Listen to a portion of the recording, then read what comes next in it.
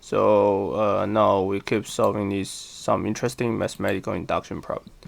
Okay, so before I start in this video, we will solve a problem which is very interesting, and but we need to use a variance of mathematical induction. So this variance say that if you have the statement called S with a natural number as an argument, if one can prove that S1 and S2 are true, and suppose you can prove that sk plus 2 is true if based on sk is true.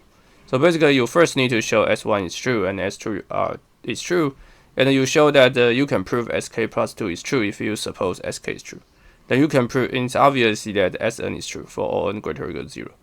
So the reason is that you can use 1 to imply 3 because you have the second, and the 2 imply 4, 3 imply 5, 4 imply 6, so keep going and I can prove everything.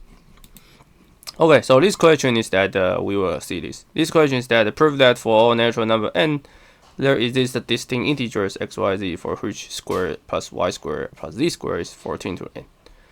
Okay, so n equals to 1 and n equals to 2, right? So we check for the first two. We got 1 square plus 2 square plus 3 square is 14, right?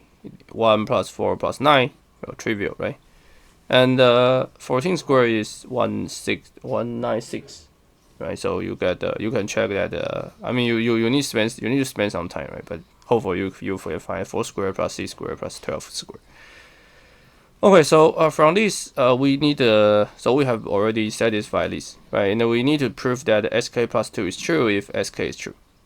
Okay, then it should be easy, right? Because suppose n equals k is true, there exists x0, y0, z0 such as x0 square plus y0 square plus z square is 14 to k, right? But so for n equals to k plus 2, you just times 14 square, right? So we get 14x0 square plus 14y0 square plus 14z square will be 14k plus 2, right? So then by the mathematical induction, then you prove this problem.